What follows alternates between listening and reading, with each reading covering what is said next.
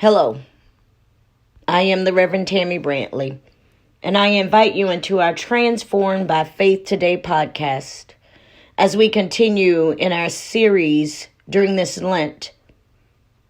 Today I will be reading for you John chapter 9, verse 16 through 17, the New International Version. The text says, "Some of the Pharisees said, 'This man is not from God. He does not keep the Sabbath.' But others asked, 'How can a sinner perform such signs?' So they were divided. Then they turned again to the blind man. 'What have you to say about him? It was your eyes he opened.' The man replied, 'He is a prophet.'" It is amazing to me as I read this passage that the Pharisees, or some of the Pharisees, would be so concerned about keeping the Sabbath. It's amazing to me that they were already saying that this could not be a man of God based on the fact he did not follow their rules of what it was supposed to be on the Sabbath day. What is also interesting about this is that as I continue to read the text, some recognize in the midst of the conversation and in the midst of this argument, some recognize someone did something that clearly it couldn't be just a sinner who did it. Clearly, it had to be someone who had some ability to tap into a miracle.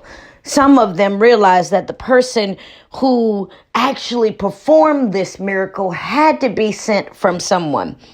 It amazes me as I read this text because it is a reminder that we have to be cautious as Christians not to be divided and not to be so focused on the rules and missed the miracles that God could be performing right before our eyes.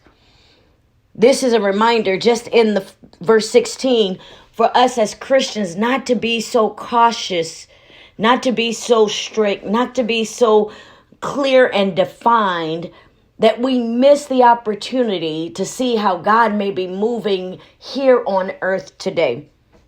And what is amazing to me is since they were divided in this conversation, they went back to the person who was actually the one who experienced the miracle. They went back to the person of the blind man to get his opinion. It was at that point that the blind man, if you heard the sermon on Sunday, it makes sense. It's the first time that the blind man moves the conversation from just a man who touched my eyes to he is a prophet. This blind man recognized that he had now been healed by someone greater than just a miracle worker, someone greater than just a healer in the context of the time that may have been a modern day healer. This blind man recognized that the person who touched his eyes must be a prophet, which meant that he was willing to now admit that he is no longer just been touched by anyone, but he has now been touched by Jesus. And what makes this profound is that he is in the midst of the argument and the division that is happening among the Pharisees. He's in the midst of hearing those who are arguing, saying that this should not have even been done on a Sabbath day. Therefore, it couldn't be God's work. He's in the midst of the church leaders arguing about what could and couldn't be done. And so for him to stand up and to say he is a prophet was that he recognized that he had the power to shift the conversation by speaking the truth and the fact that he had come in contact with the light of the world.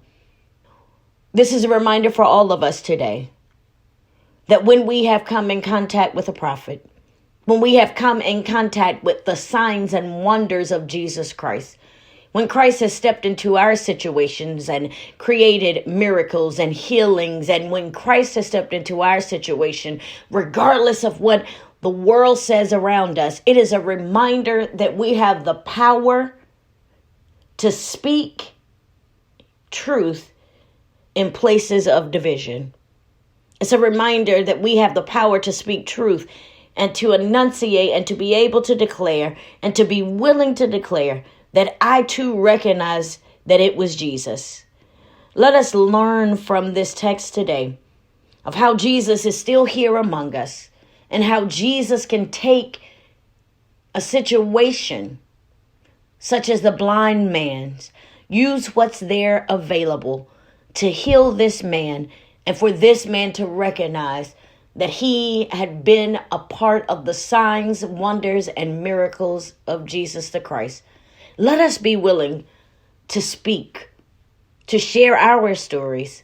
Let us be willing to speak on the places that Jesus has impacted our lives so that others will have no question or doubt of who Jesus is when they come in contact with the power of Jesus Christ. Amen.